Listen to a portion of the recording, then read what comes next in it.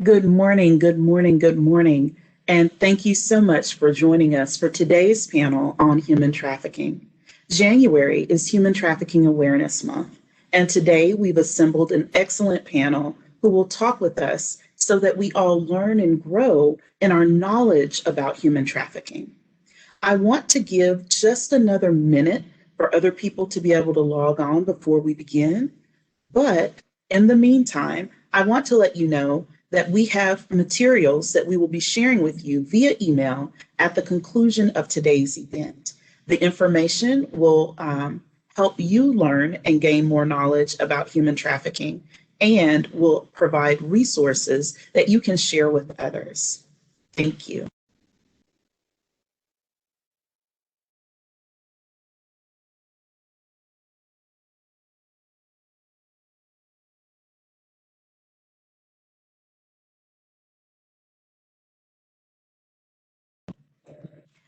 All right. I think we've waited for others to join. Um, I wanted to take some time to introduce you to our panel of experts today. With us, we have Ms. Bianca Jackson. Please wave, Bianca. Bianca serves as the Chief Executive Officer of New Friends, New Life, a nonprofit agency in Dallas that restores and empowers women and girls who have been trafficked or exploited. She joined New Friends, New Life in August 2018 as the Chief Development Officer until her recent appointment as CEO. As CEO, Bianca leads the strategic development and financial operations, as well as the organization's programs and initiatives. Thank you, Bianca, for joining us today.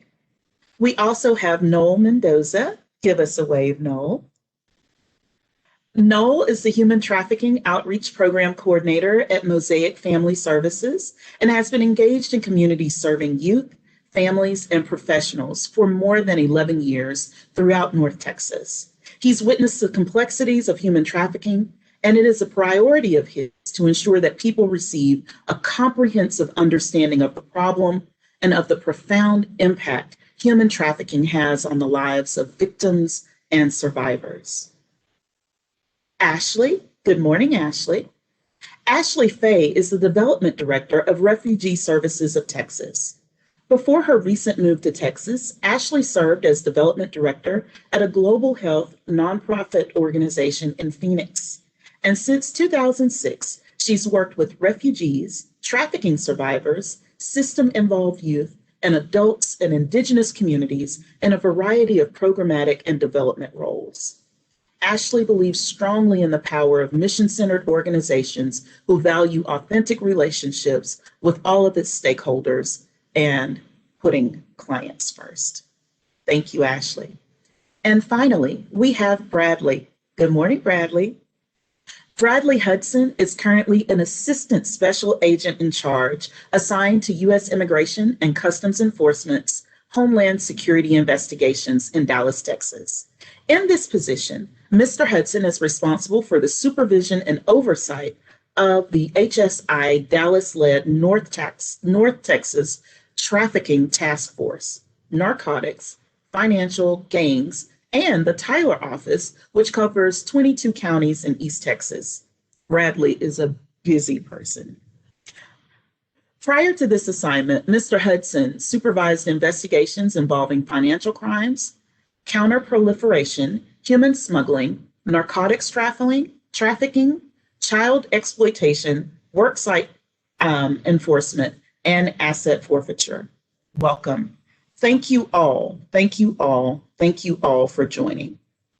I want to take the opportunity to just begin today's discussion by helping people understand the sense of urgency around the topic. In order to do that, I felt it was appropriate to begin with data on human trafficking in the US.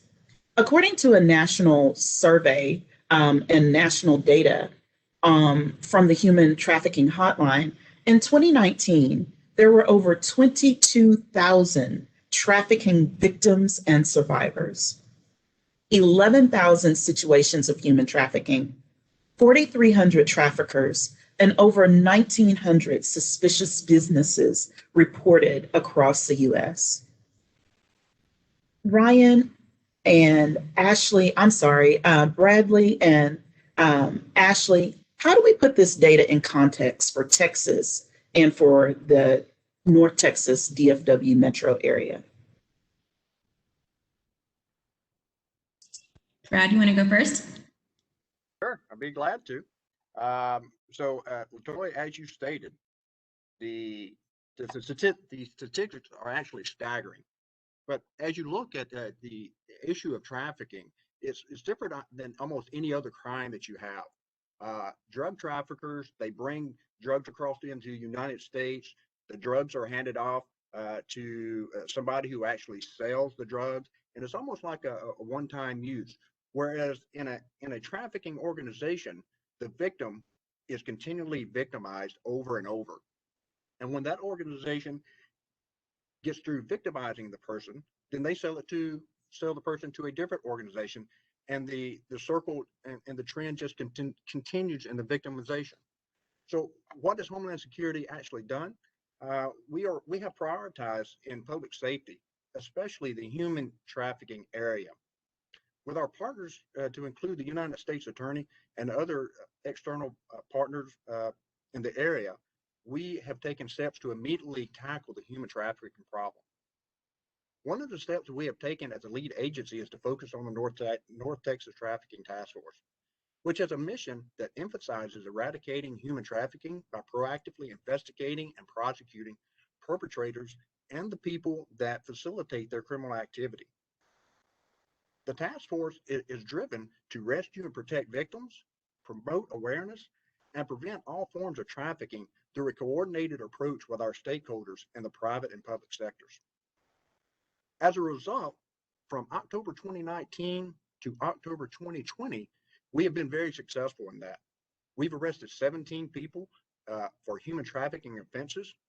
We've arrested an additional 62 other people on crimes linked to trafficking, such as firearm charges, drug charges, and money laundering. And in addition to that, we have also provided services to 38 victims of trafficking. We conducted over 48 outreach presentations on trafficking and reached over 9,600 people with those presentations.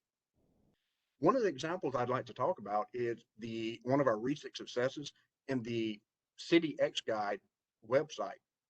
It's a successor to the Backpage webpage, and it markets and advertises trafficking. So we got the lead, we started investigating it, and at the end of the day, we were able to seize and shut down the website.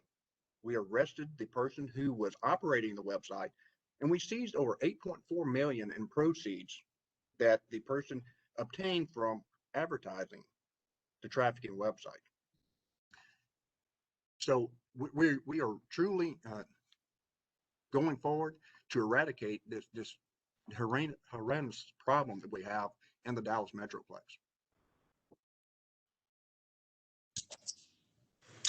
And as far as Refugee Services of Texas is concerned, we operate a program called the Survivors of Trafficking Empowerment Program, or STEP, that provides direct services to victims of trafficking all throughout the state. So we, of course, serve refugees, but we also serve other displaced populations, and we have 6 sites, ranging from all the way down on the border in the Rio Grande Valley up to Amarillo, with sites as well in Dallas and Fort Worth. So Latoya, you gave some really great statistics at a high level. I thought I would narrow that down just a little bit. So according to a study by the University of Austin, we have an estimated 300,000 victims currently within Texas at any given time. And about 79,000 of those are minor sex trafficking victims.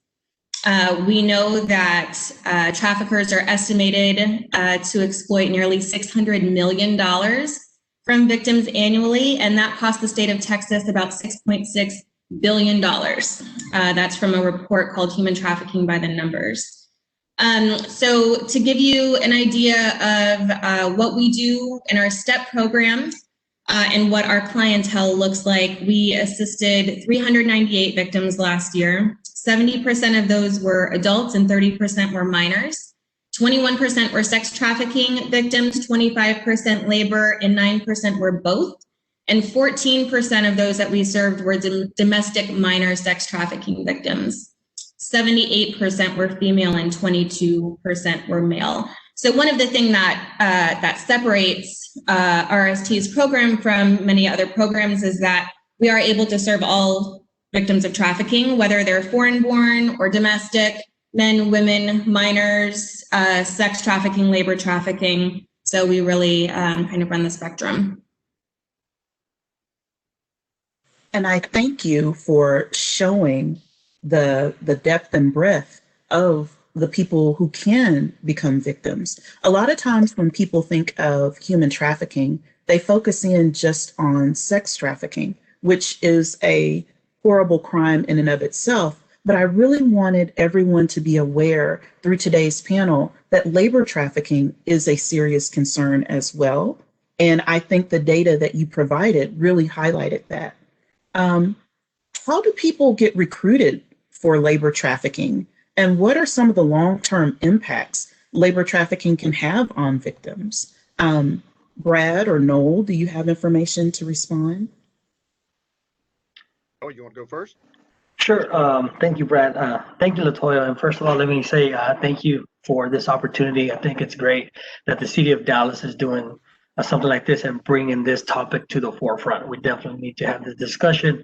And I'm very happy to do it with my esteemed colleagues here. When it comes to labor trafficking, that's such a great point that you highlight there.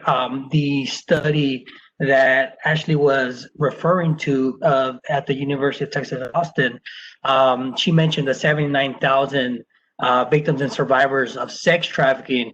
And as you mentioned, Latoya, that's something that we definitely have to continue to keep an eye on and monitor. But I would also point to the other 75%, 70 to 75% of that number.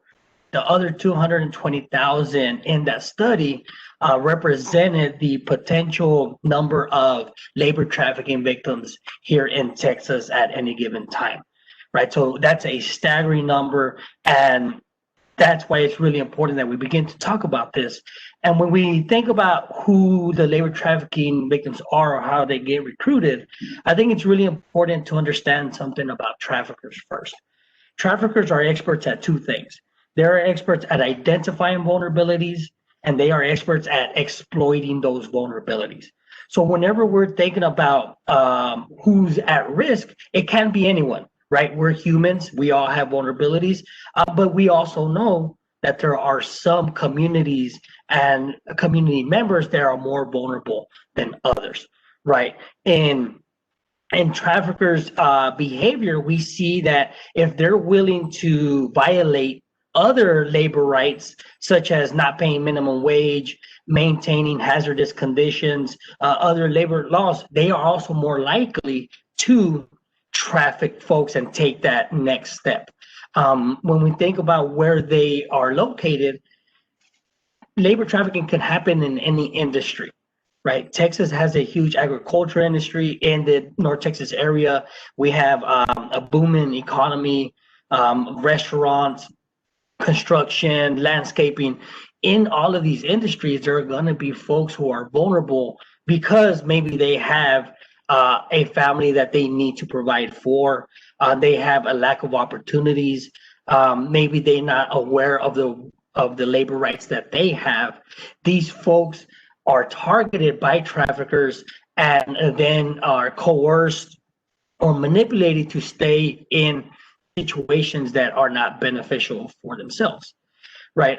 So it's important that whenever we are looking at risk factors, whenever we look at the Polaris project, which is the human trafficking, the National Human Trafficking Hotline, whenever we look at risk factors pertaining to the reports that they've gotten, recent migration and relocation is one of the top risk factors that is shown for labor trafficking victims.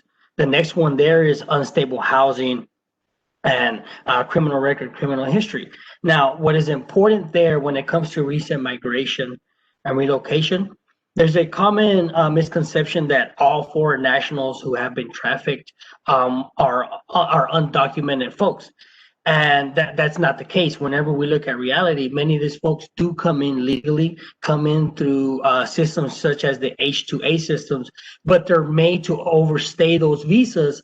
And then that same system is used against them as a form of control, right?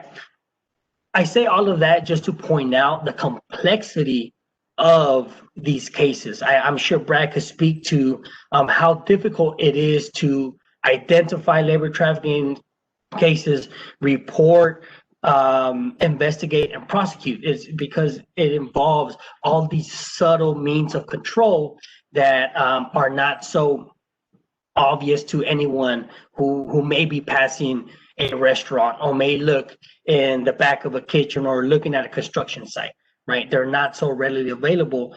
It takes a proactive approach to be able to look at context thoroughly and try to figure out where those vulnerabilities lay and who are those vulnerable populations that could be taken advantage of. So, Brad, would you have additional information to share? Absolutely. I agree with everything you said.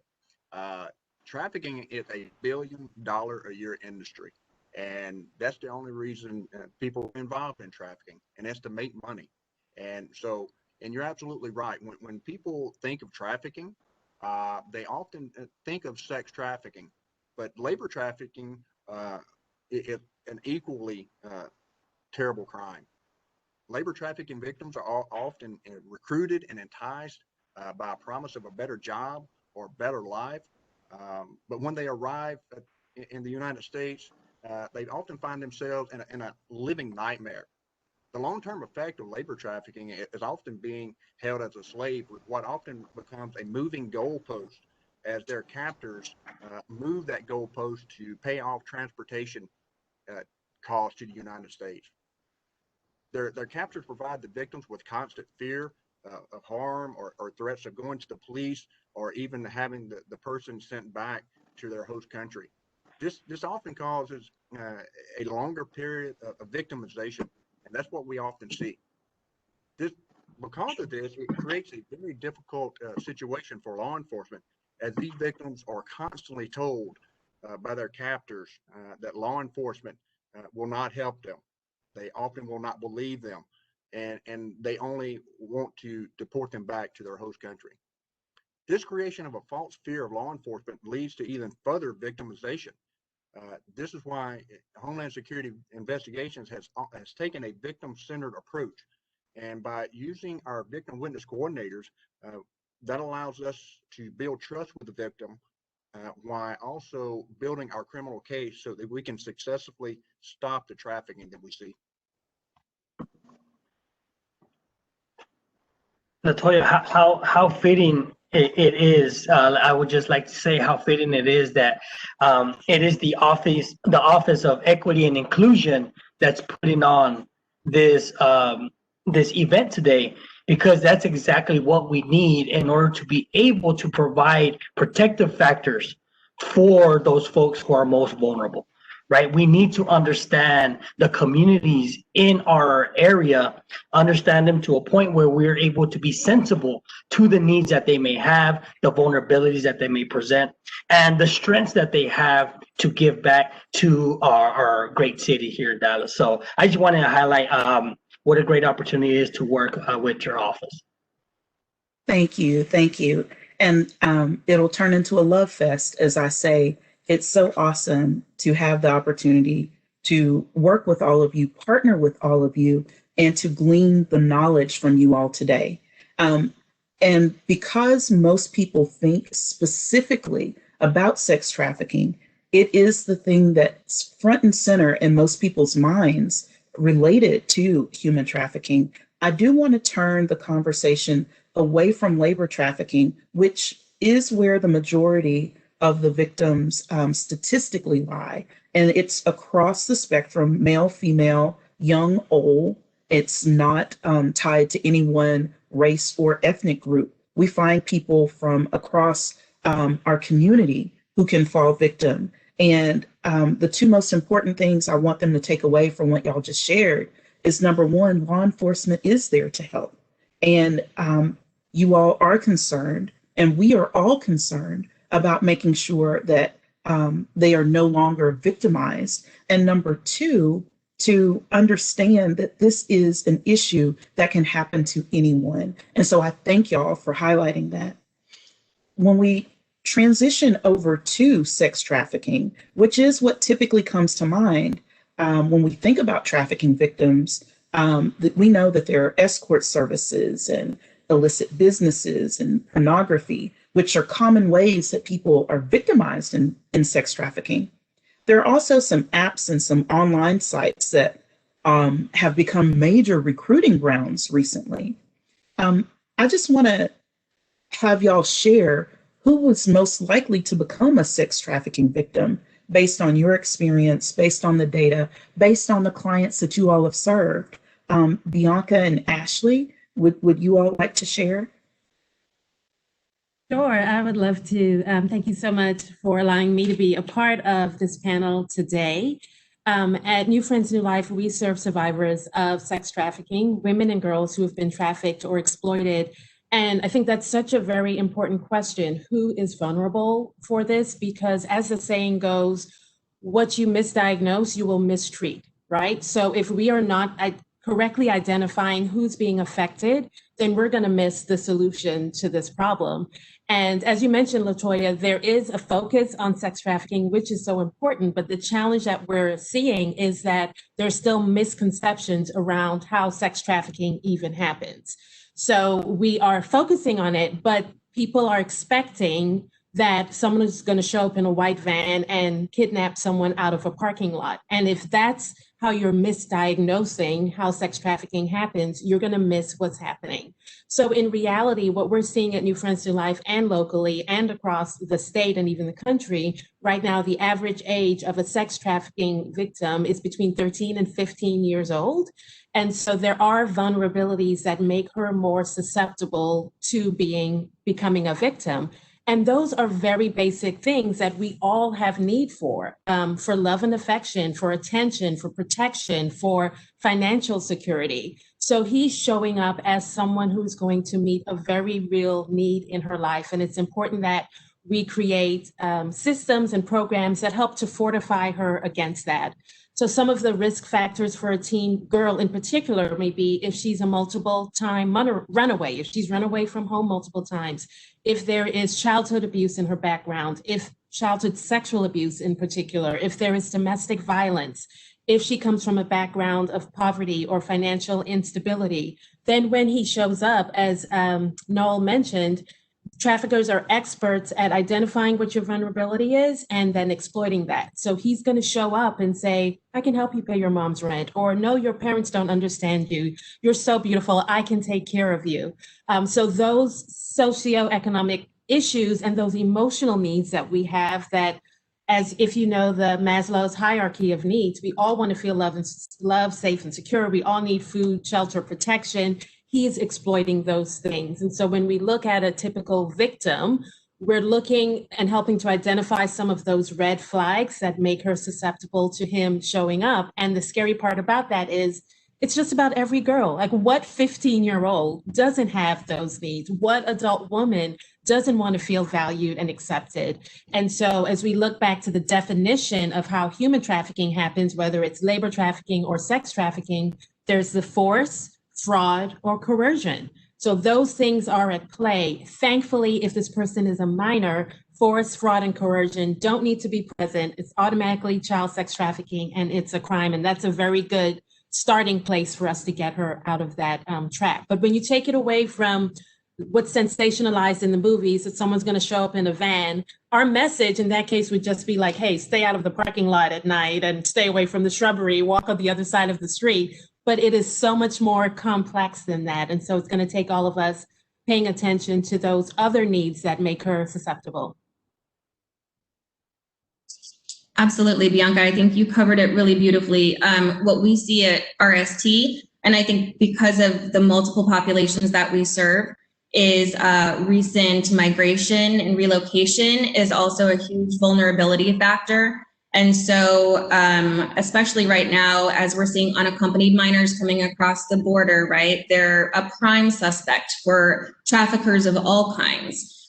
So I think that's just kind of something to be aware of. Asylum seekers, same sorts of things. The force, fraud, and coercion is really important. We think of trafficking as handcuffs, right? Like you're chained up somewhere, and that's typically not the case. There's coercion, there's threats against your family, there's misinformation about deportation and using the system against you. And so many of our clients are coming from countries where there is corruption in the police force. That doesn't exist to that degree here, right? So we value our relationships with law enforcement so much, and we do a lot to educate our clients on what does the police force look like here. They are here to help.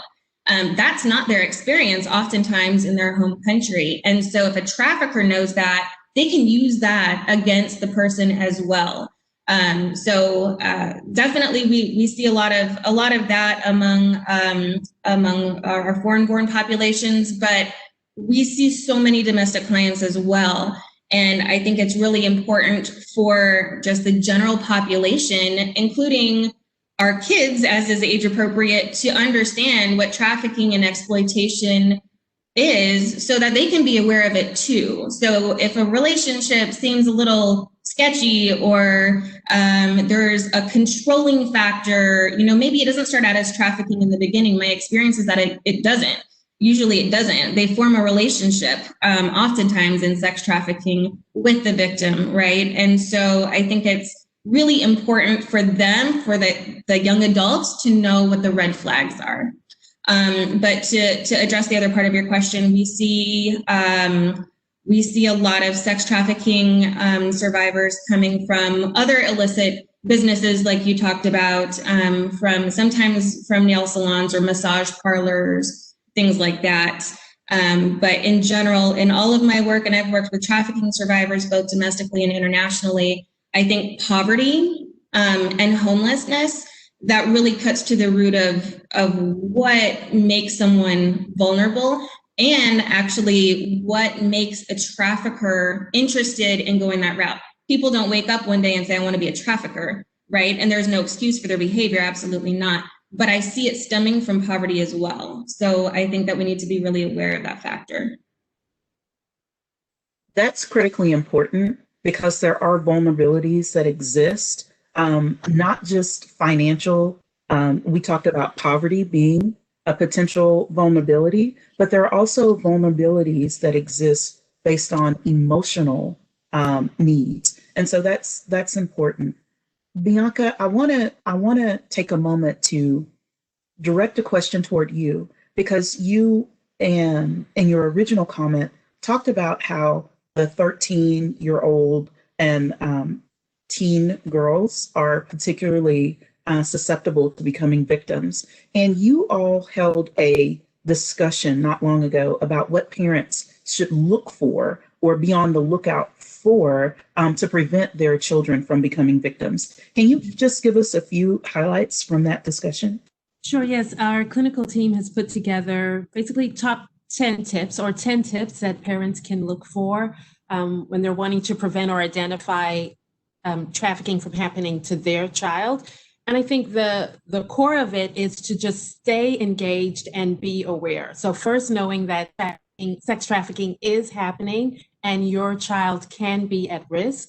And then everything from there stems from there involves staying engaged, knowing what her conversations are like, particularly on her social media. It is okay to check your child's social media to show that level of engagement and commitment, because that's where he's looking for her. And once again, he's coming in subtly and going to provide all the compliments, and he's a friend. And so paying attention to your child's social media, noticing if they have older friends, if they're around an older crowd. So those are just some of the things. Opening the lines of communication between you and your child, as a parent to the child, knowing that, letting them know they can come to you with any concern or question, and that those lines of communication are there. Because if you can fill those needs, those very basic needs, those emotional needs, then the child won't be as vulnerable to the person who's going to come and present the idea of filling the need with very evil intent. So we have that sheet available, and we'll be able to share it in any of your post follow-up so that people can just have a resource to get them thinking about how to stay engaged in their child's communication and interactions. And we thank you, thank you for sharing that information. I wanted to open it up to other panelists to see if there are other signs that you believe parents or community members should look out for to prevent trafficking, or ways that we can recognize signs of trafficking. And let us know what we should do if trafficking is suspected. Latoya, I'll jump off on this question. Listen, I absolutely agree with what Bianca and the other panelists have said. People have a perception of what a bad guy looks like or a bad woman looks like. They think that they are going to look like somebody coming up to the van, or they're going to, peek in somebody's windows. These people are experts at what they do. I mean, they are experts at grooming. They're expert communicators. They can talk to kids. They can, and they seek out these vulnerable victims through the social media platforms. Don't be afraid to look at your children's social media accounts. Check their phones. If you don't know who somebody is, ask them, who is this person? The lack of communication is what we see in a lot of the victims. The parents feel like that it's an invasion of privacy to look at their social media accounts or check their phones. But it's very important that parents and adults become engaged. One thing that we see is that there are specific platforms that the traffickers and these specialists, is what I really call them, go after their victims. They like to use Snapchat. That's a favorite. They like to use Instagram. And one of the reasons they like to use these platforms is it's because of the direct messaging system that is embedded into these platforms. It's easy for the perpetrator to delete the messages on their side, and it instantly deletes the message on the victim side. By doing this, they prevent the adult from seeing the messages that are being communicated. This is very problematic on that. One thing in other signs that you can look for that we've noted, and since I've been doing this, is, be aware of your surroundings. If a person appears to be disconnected from family and friends, I mean that is truly a sign. If somebody is having bruises on different parts of their body that's unexplained, that that is another example. A person, this is a really good one, and when we sort of teach this in the transportation industry and the hospitality industry, if you see somebody who is controlling someone, they're often deferring and controlling the situation. They're controlling who this person talks to, what controlling their movement. This is truly a one of the signs that could be an indicator of trafficking. And as far as what you should do, if you suspect human trafficking, call your local law enforcement. Get a hold of one of the NGOs that advertise and promote and educate. You can always reach out to us. And I'm sure you'll be providing the pamphlets that has the information on there, but it's 866-347-2423. And you can also go on the internet to ice.gov/tips to provide this information. That information will go to the Human Trafficking Center, and then they distribute those leads nationally and internationally to all the Homeland Security investigations offices that investigate human trafficking.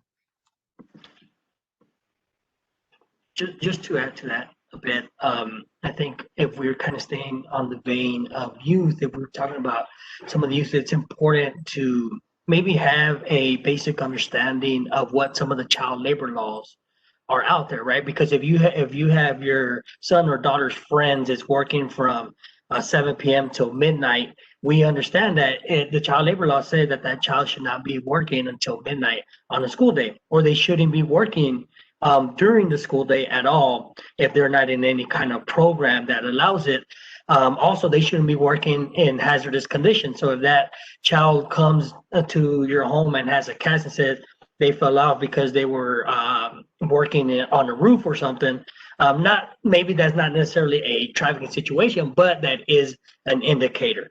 And if you're able to gain a little bit of context in that child's life, maybe they're living with a friend of the family that's not a direct family themselves, they kind of feel estranged, they're always at your house, those are all indicators that point to a possible trafficking situation, right? So what to do best there is, as Brad mentioned, is look for those resources that you have.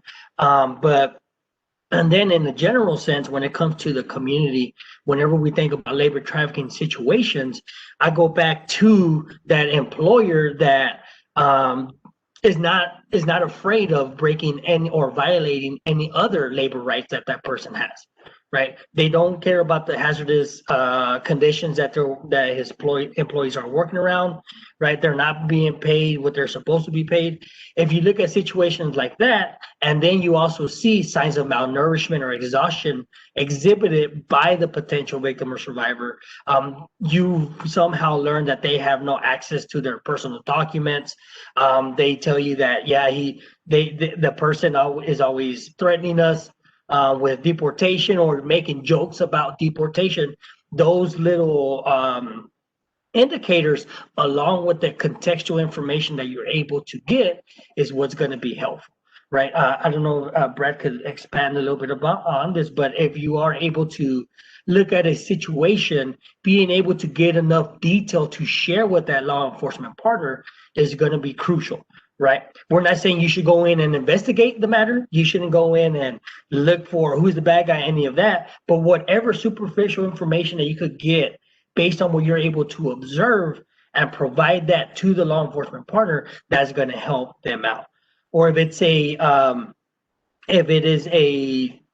probably somebody comes out to you and is looking for services, looking for resources in the community that are able to provide these services that are trauma informed and that are victim centered and will not cause more harm than good. I think not causing more harm is the most important thing for all of us to remember, because just because we see something, we don't have the knowledge and the expertise to really intervene appropriately. We're not law enforcement. We're concerned citizens. We're concerned about the welfare of that individual, but we really need to gain as much information as we can from the potential victim and help pass that information along to the proper authorities. And just in case anyone missed it, you can call in to report suspected trafficking at 1-866-347-2423 or by going to www.ice.gov/tips. Thank you so much, Brad, for sharing the information that you shared, and Noel, for reminding us that there are different ways that trafficking happens again, and that we need to be mindful of how we can gather that information to be able to share. Ashley, did you have anything you wanted to share about what we should do? Sure. So my suggestion would be the hotline number. We can put that in the chat as well, but it's 888-373-7888. I can put it in the chat. And there's so many signs, and you've talked about a lot of them already, so I don't want to be too redundant, but I would say that there's so many crimes that overlap with human trafficking, like labor violations, abuse, even substance abuse can sometimes be a red flag. And so we see trafficking victims often living in unsuitable living conditions, being denied basic necessities, including food and water. Some of the signs might be more straightforward to spot, so look for those. So you mentioned the bruising, Brad. That's one of the things that I thought about. If they appear to be coached on what to say, if they're always deferring to someone else, or if they appear to be controlled in any way. Also, I think, Bianca, you mentioned that if a juvenile is engaging in prostitution, they're automatically defined as a trafficking survivor, even if they say that they're a willing participant. So it's important to remember. Yes, definitely. And for teens as well, if a teen girl is coming home with expensive, lavish gifts, that's another sign. It speaks to that grooming that's happening because, as everyone mentioned, he's going to show up correctly to begin with. That's the thing that lures her in. So if she has things that she can't afford, that's a sign that someone is feeding her something, and that's going to turn into a debt that she cannot pay and a cycle that she cannot get out of on her own. It's so much. And I'm grateful that you all are here and you have this expertise, not only to share with us, but also with the participants. And most importantly, I want everyone to keep in mind that as we drop these resources in the boxes and provide ways that you can help, because you all have been working in this field so many years, I don't want to leave people without hope. And so one of the most important things that I would love for each of you to share is a success story, how you've been able to help a survivor of human trafficking. Because honestly, we want to identify the signs, we want to be on the lookout, we want to prevent it. But if we can't prevent it, we want to help people get out and help them understand that there's good on the other side. So can you share success stories or general information about a case or a situation that you've experienced in your past that gives you hope and keeps you working in the field? Anyone can start. Sure, I'll start. We get this question all the time in this work. I'm sure everyone can attest to it. And people ask, how do you do it? It must be so hard. It must be so depressing. But to LaToya's point, what we see every day when you work with survivors is you see the end result of all the effort, all the collaboration between all the agencies. And I'll quickly share a story. On our Youth Resource Center side, we had a teen girl that came in a couple of years ago and just had textbook risk factors. So living with a grandmother, had experienced childhood sexual abuse, poverty was an issue in her environment. She came to our Youth Resource Center. We helped her stay connected, made sure she was completing her homework. She had aspirations to go to college. Well, in the middle of the pandemic, she graduated last May as valedictorian of her high school class. Not only that, she is now enrolled in a university to become an attorney, of all things. And so we have story upon story that's just like that, where someone just needed guardrails and someone to say, this is how you can overcome, this is how you can make a difference and change your life, take control and restore and empower your own life. And quickly on the adult side, we are seeing that a lot of our women are coming through with criminal records because, as you know, if you're involved in trafficking and then you're committing prostitution, which is a crime, so you're both victim and perpetrator. So they come to us and they have criminal records on their background. And it doesn't matter how much counseling we provide, how much basic needs we provide for them. If she can't get a job, if she can't get an apartment, if she can't sustain herself, then what was the point of it all, right?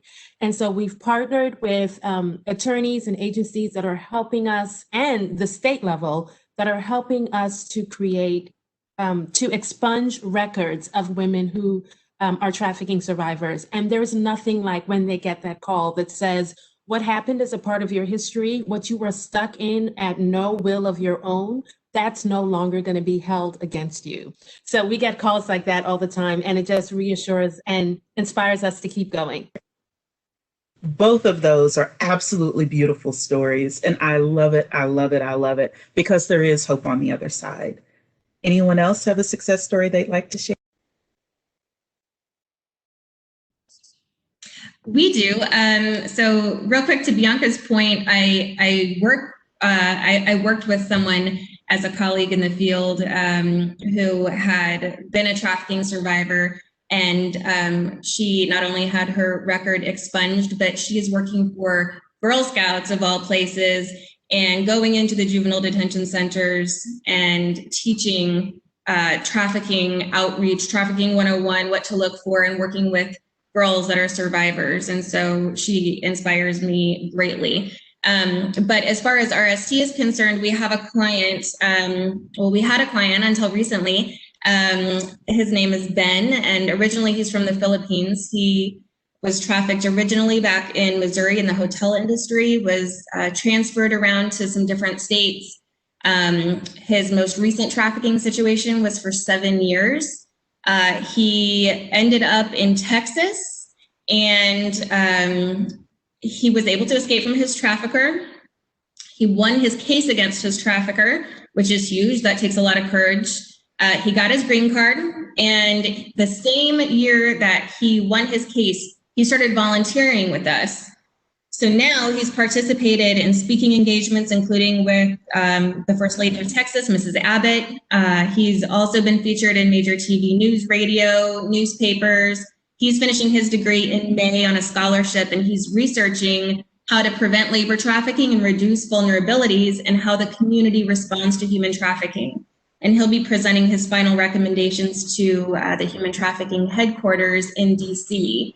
And if I can offer just a little bit of a pitch, Ben is going to be speaking on March 4th at an event that we have going on. It's all on our website, rstx.org. It's a free event to the community. We'll have an in-person component at a drive-in theater in Austin, but we'll be showing the film called This Is Not My Life. I don't know if you're all are familiar with it, but it talks about trafficking. It's an hour long. It talks about domestic and international trafficking, sex and labor trafficking. So it really gives a good idea of the clientele that we serve and the diversity of those circumstances. And then we'll have Ben talk and share his experience, and we'll also be live streaming an interview from Nepal from a survivor that I worked with in the red light districts in India. So she'll be talking about not just her experience, but her activism. Both of them were focusing on the activism part and what a contribution they've made and how they've transformed their experience into this incredible just way of helping others avoid similar situations. So I'll go ahead and put that in the chat too. Well, March 4th, we will all be tuning in to celebrate Ben and the great work that he's doing, because that's, again, there's life on the other side. And I love that they are both serving as activists now to prevent it from happening to others, to spread the information about how to prevent trafficking and to set the story straight about what trafficking looks like and who could be a trafficking victim. Thank you. If I could share. So Please. One of the greatest privileges and honors that I think that I share, and I'm sure my colleagues feel the same, is being able to work with the survivor advocates, folks who have experiential knowledge of this horrible crime, but with their resiliency, their strength, and in the healing process, they're able to come out, as you said, on the other side and do amazing work for those who are still in the situation. I think I have had the privilege of working with two survivor advocates, Yuri and Ingrid Guerrero, and I share their names because they have shared their name publicly and they've come out as survivor advocates. But Yuri and Ingrid have done amazing work. Their trafficking experience was especially terrible one, but for them to be able to where they are now, and the encouragement that they have in doing what they do is amazing to me. One of them is now a real estate agent and will be practicing soon. We're very happy for the work that she is doing. And Ingrid is in a doctorate program for biomedical engineering. I mean, just amazing. They are sisters. They are amazing survivor advocates. And they've always made it a point to say the reason we're doing this is for all of those who are still in this situation now. So I just want to point that out, and how survivors, just the resiliency that they have. is breathtaking, and just really honored to be able to work with them. I love it. I love it. I love it. And let's not get just, a regular degree. Let's get like, did you say biochemical engineering? Like what? Biomedical engineering. Oh, biomedical. Yes. That lets Yeah. us know how brilliant this individual was, and they were still able to become susceptible and become a victim of human trafficking. And the beautiful part is they are not staying in the victimization role. They are taking back their strength and they are showing the world their greatness. And so I appreciate you all sharing those awesome, awesome success stories. That makes my heart smile. There are some questions that have come into the chat box, and I just wanted to, since we have a little bit of extra time, I wanted to bring up a couple of them. One was very specific, and it asked, are DFW traffickers mostly connected to organized crime, um, like just in the US or just in Texas or across the border? Or is it more like local brothels and fake massage parlors? Like, how is it? What establishments are most prevalent here in the DFW area for trafficking? But Latoya, great question, and I will say that trafficking is an international business, uh, in every part of the world, because of the transportation industry, because of the World Wide Web. Victims can be recruited and brought over at a moment's notice. And so what we're seeing in a lot, we reached out on a national level, that we see a lot of the connections to the or criminal organizations overseas in an international level, but we also see a national system of organizations that are connected, from different parts of the United States, and they routinely rotate victims from area to area. So I mean, it is a mixture of what we are seeing, but I mean, it is because of the world we live in, and instant news, instant media, instant messaging. It is truly an international business.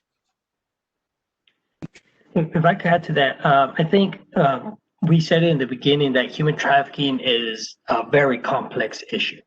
And whenever we think about where it's happening or who it's happening to, we take into account that human trafficking is involved in many industries, right? So depending on what industry you're talking about, you're going to have a different set of parameters and dynamics that kind of run that world.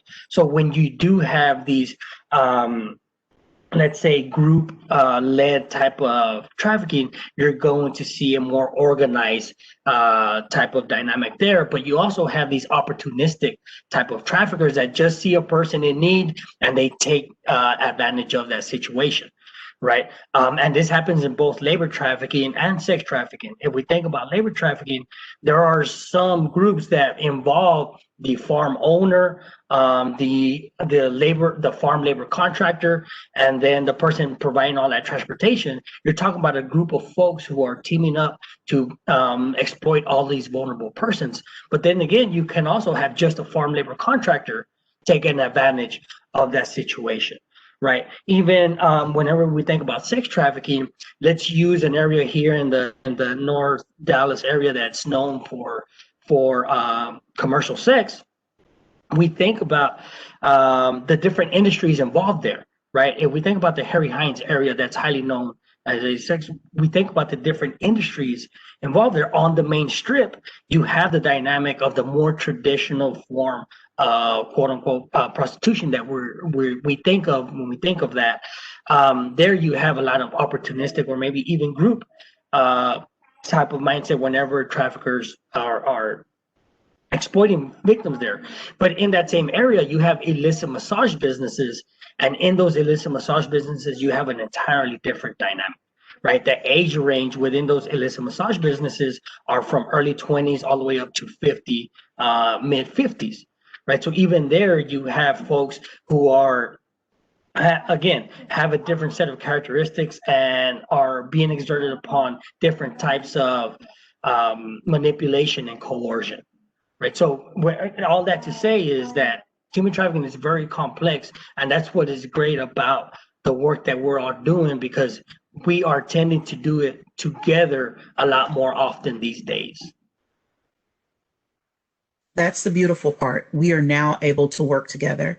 And working together includes the average resident, the average citizen. And so one of the questions that was brought up is you all gave some tips and pointers on what to look for, but the question that came through was, is there a sign or an indicator that someone should immediately contact law enforcement either through the non-emergency number or the 911 to get help?